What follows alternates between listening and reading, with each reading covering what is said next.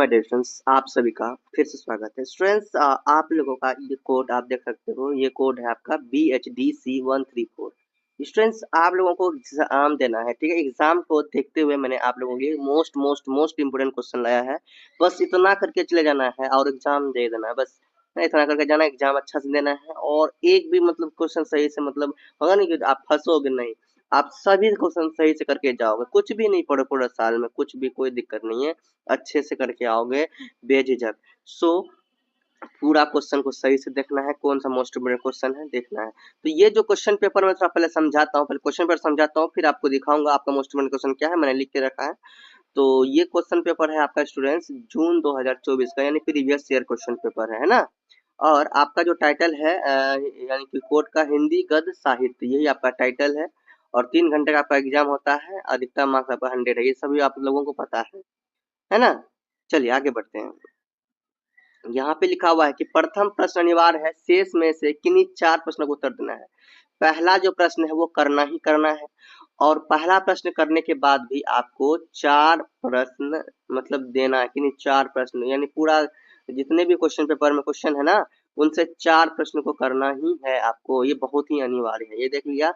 आगे आगे यहाँ पे क्या है, पहला नंबर में क्वेश्चन आपका पूछ दिया गया है। पहला नंबर में क्वेश्चन पूछ दिया, क्या पूछा है कि निम्नलिखित गद्यांशों से किन्हीं दो की संदर्भ सहित व्याख्या कीजिए।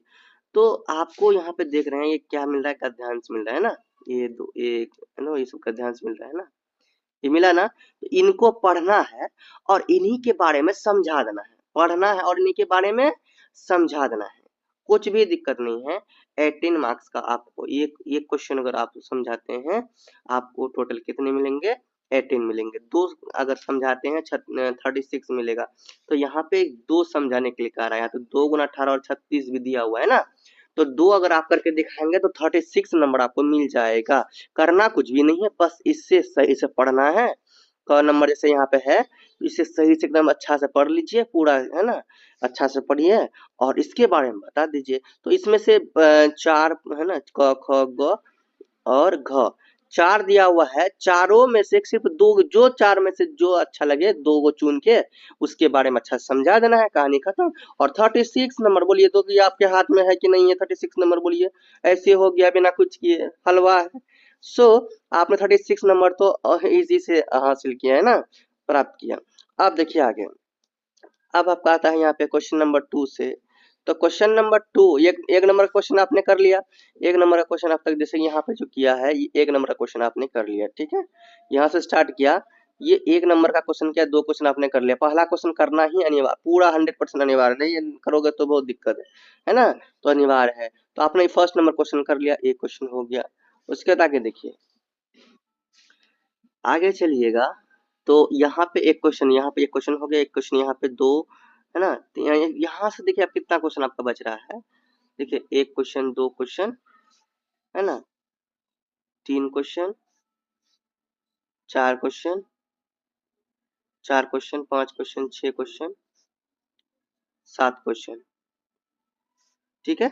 तो 7 क्वेश्चन में टिप्पणी है, 7 क्वेश्चन में कोई 2 बना लेना, यानी कि आपको बताता हूँ अभी। चलो तो ये देखिए 7 क्वेश्चन में से और 3 क्वेश्चन नहीं बना पाएंगे भैया। 7 क्वेश्चन में से और 3 ही क्वेश्चन अलग से बनाना है, 5 का 4 क्वेश्चन तो हो जाएगा, ठीक है।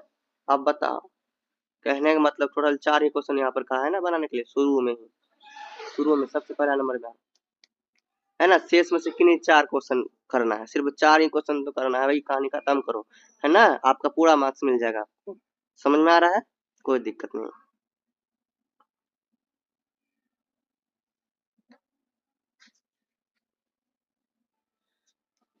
एक बात और बताना चाहता हूँ, यहाँ पे ऊपर आइए, यहाँ पे एक बार और पढ़ते हैं। यहाँ पे मैंने आप लोगों को 4 बनाने के लिए, 4 नहीं 5 है, क्योंकि यहाँ देखिए प्रथम प्रश्न जो कि अनिवार्य है, ये एक प्रश्न हो गया, इसको करना ही है। शेष जो बचा है उनमें से 4 क्वेश्चन और करना है, मतलब टोटल 5 क्वेश्चन करेंगे तभी 100 मार्क्स पूरे होंगे, ठीक है। क्योंकि आप यहाँ पर देख सकते हैं, आप पहला नंबर जब बनाएंगे आपको 36 नंबर यहाँ से मिलता है। बाकी का 4 मिलाएंगे, 4 बनाएंगे यहाँ की, क्योंकि इसके बाद जो है एक एक नंबर आपका 16 मार्क्स का है ना। एक एक नंबर कितने मार्क्स का है आपका, 16 मार्क्स का है। तो 16 इंटू अगर 4 बनाते हैं, 16 4 या 64 हुआ, है ना। 64 और 36 नंबर आपको वहां से मिलता है। तो 36 इसको जोड़ देंगे ना, ये 100 मार्क्स आपका हो जाता है। इसका मतलब ये है स्टूडेंट्स, इसका मतलब आप समझ जाओ ये है कि पहला प्रश्न आपको गद्यांश वाला जो है 36 नंबर का, ये बनाना तो अनिवार्य ही है। उसके बाद किन्हीं 4 क्वेश्चन को आप बना देंगे, कोई 4 क्वेश्चन को आप बना देंगे, कहानी खत्म। टोटल 5 क्वेश्चन आपको बनाना है। इसके बाद बचे हुए 4 क्वेश्चन को आपको बनाना होगा, ठीक है। और लास्ट में आपको टिप्पणी भी देखिए, टिप्पणी में 2 टिप्पणी आपको देना है, तो उधर आप क्या करेंगे, 3 क्वेश्चन को बना लेंगे, चौथा नंबर में टिप्पणी में आइएगा। टिप्पणी में आपको कोई टिप्पणी में देखिए 4 टिप्पणी है, जो टिप्पणी आपको याद है वो टिप्पणी आप लिख देंगे। यहाँ से मैंने मोस्ट इंपोर्टेंट क्वेश्चन में आपको जो टिप्पणी दी है बस उतना ही करके जाना है, एग्जाम में पूछे जाएंगे, कोई 2 फंस ही जाएंगे, ठीक है। उसके बाद आप आराम से लिख पाएंगे। स्टूडेंट्स ये आपका हो गया। चलिए हम लोग देखते हैं हमारा मोस्ट इंपोर्टेंट क्वेश्चन क्या है, चलो देखते हैं। सो स्टूडेंट्स आपका ये कोड है BHDC 134 हिंदी गद्य साहित्य, ये आपका टाइटल है कोड का, तो आपने देख लिया, सेम है। और मोस्ट इम्पोर्टेंट क्वेश्चंस मैं बता रहा हूँ भैया, जो एग्जाम में आपको दिखेंगे, ओके। अगर आप जून में एग्जाम दे रहे हैं या दिसंबर में एग्जाम दे रहे हैं, दोनों के लिए इंपॉर्टेंट क्वेश्चन है 2025 का। चलिए अब हम लोग देखते हैं मोस्ट इम्पोर्टेंट क्वेश्चन क्या है। क्वेश्चन नंबर 1, पहला क्वेश्चन आपका इम्पोर्टेंट हो जाता है, उपन्यास के तत्वों को उदाहरण के साथ बताइए। उपन्यास के जो भी तत्व हैं उसको उदाहरण के साथ साथ आपको बताना है। क्वेश्चन नंबर 2 है आपका, नमक का दारोगा। भैया ये क्वेश्चन बार बार पूछे गए, प्रीवियस क्वेश्चन में आप चेक कीजिएगा, बार बार पूछे गए हैं।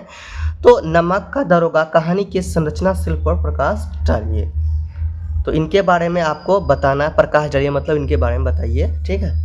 नेक्स्ट है आपका क्वेश्चन नंबर 3, देखिए इसमें कह रहा है चंपा के चारित्रिक विशेषताओं का विवेचन कीजिए, तो इसका तैयारी कर लीजिएगा। क्वेश्चन नंबर 4 है, हजारी प्रसाद द्विवेदी के निबंधों की विशेषताएं बताइए। देखिए ये जितना भी क्वेश्चन मैं दे रहा हूँ ये कई बार रिपीटेड क्वेश्चन है, ठीक है, इंपॉर्टेंट क्वेश्चन है, रिपीट किया गया क्वेश्चन है, पूछे गए क्वेश्चन है, इसलिए इसका बहुत ही जरूरी है इसका करना। क्वेश्चन नंबर 5 देखिए, प्रारंभिक हिंदी गद्य साहित्य का परिचय दीजिए। प्रारंभिक मतलब पहले का, स्टार्टिंग का, शुरुआत का, है ना, गद्य साहित्य का परिचय देना है। क्वेश्चन नंबर 6 है आपका, कुटज। भैया ये भी क्वेश्चन बहुत बार पूछे गए, कुटज की अंतर वस्तु पर प्रकाश डालिए। क्वेश्चन नंबर 7 इंपॉर्टेंट क्वेश्चन देखिए, हिंदी कहानी का स्वरूप स्पष्ट करते हुए कहानी के तत्वों पर प्रकाश डालें, ये हो गया। और लास्ट देखिए आपका है, वापसी कहानी के संरचना शिल्प पर उदाहरण सहित विचार कीजिए। वापसी कहानी के संरचना शिल्प पर उदाहरण सहित विचार कीजिए। क्वेश्चन नंबर 8 हो गया। अब क्वेश्चन नंबर 9 देखते हैं क्या है। यहाँ पे क्वेश्चन नंबर 9 देखिए, हिंदी उपन्यास का स्वरूप स्पष्ट करते हुए उपन्यास के तत्वों की चर्चा कीजिए। Question number 9। क्वेश्चन नंबर 10 देखिए आपका है, क्वेश्चन नंबर 10 ध्यान से देखिए, जैनेन्द्र कुमार के उपन्यासों का परिचय कीजिए। किसके? जैनेन्द्र कुमार के। क्वेश्चन नंबर 11 देखिए, लोभ और प्रीति निबंध के वैचारिक पक्ष का विश्लेषण कीजिए। ये भी क्वेश्चन कई बार पूछे गए हैं, इसको देखना जरूरी है। और नेक्स्ट देखिए, नेक्स्ट है आपका 12 नंबर क्वेश्चन देखिए, आकाशदीप कहानी के संरचना शिल्प पर विचार कीजिए। अब क्वेश्चन नंबर 13 देखिए, क्वेश्चन नंबर 13 है आपका, आचार्य रामचंद्र शुक्ल के निबंधों की विशेषताएं बताइए। तो देखिए यहाँ तक मैंने 13 नंबर तक जो बताइए सभी 16 नंबर के क्वेश्चन हैं, अंडरस्टैंड, ये सभी 16 नंबर क्वेश्चन हैं। उसके बाद ये जो टिप्पणियाँ हैं, ये टिप्पणी 8 नंबर की टिप्पणी है आपके। कितने नंबर के? 8 नंबर के। चलिए देखते हैं टिप्पणी क्या है। पहला है आपका, त्याग पत्र का परिवेश। त्याग पत्र का परिवेश। दूसरा नंबर में क्वेश्चन नंबर 15 देखिए, आपका टिप्पणी इसमें देना है, कुटज का सार। कुटज का सार। क्वेश्चन नंबर 16 देखिए, इंपॉर्टेंट क्वेश्चन, मृणाल का चरित्र चित्रण। भैया अच्छा से कर लीजिएगा, ये बड़े क्वेश्चन में भी आते हैं, छोटे क्वेश्चन में भी आते हैं, सोच कर लीजिएगा। मृणाल का चरित्र चित्रण। क्वेश्चन नंबर 17 देखिए, हिंदी गद्य की पृष्ठभूमि क्या है, बताना है हिंदी गद्य की पृष्ठभूमि को। क्वेश्चन नंबर 18 है आपका, भारतेंदु युगीन शब्द। भारतेंदु युगीन शब्द का पर टिप्पणी करना है। क्वेश्चन नंबर 19 है आपका, जयवर्धन उपन्यास का कथ्य। जयवर्धन उपन्यास का कथ्य। क्वेश्चन नंबर 20 और लास्ट क्वेश्चन है आपका, आत्मकथा और जीवनी। आत्मकथा और जीवनी। तो ये आपका इंपॉर्टेंट क्वेश्चन था। और भी कोई डाउट हो आपको तो प्लीज़ कमेंट जरूर करना। कोई भी पूछना, कुछ भी पूछना हो तो कमेंट जरूर करना। उसके बाद फिर हम लोग मिलते हैं नेक्स्ट वीडियो। और आप लोगों का जो भी कोड है, आप अपना कोड कमेंट कीजिएगा, सर मेरा ये कोड है, इसका इंपॉर्टेंट क्वेश्चन बना दीजिए, ठीक है। तो आप लोग अपना कोड कमेंट कीजिए। जब तक आपका एग्जाम नहीं हो जाता तब तक मैं आपके साथ हूँ, आपको डरने की कोई बात नहीं है, अच्छा एग्जाम जाएगा। एंड चैनल को सब्सक्राइब जरूर कीजिए, क्योंकि ये अगर सब्सक्राइब करेंगे तो आप भी अपडेट रहेंगे और मेरा भी सपोर्ट हो जाएगा, है ना। चलिए चैनल को सब्सक्राइब करना नहीं भूलिएगा। मिलते हैं नेक्स्ट वीडियो में, तब तक के लिए बाय।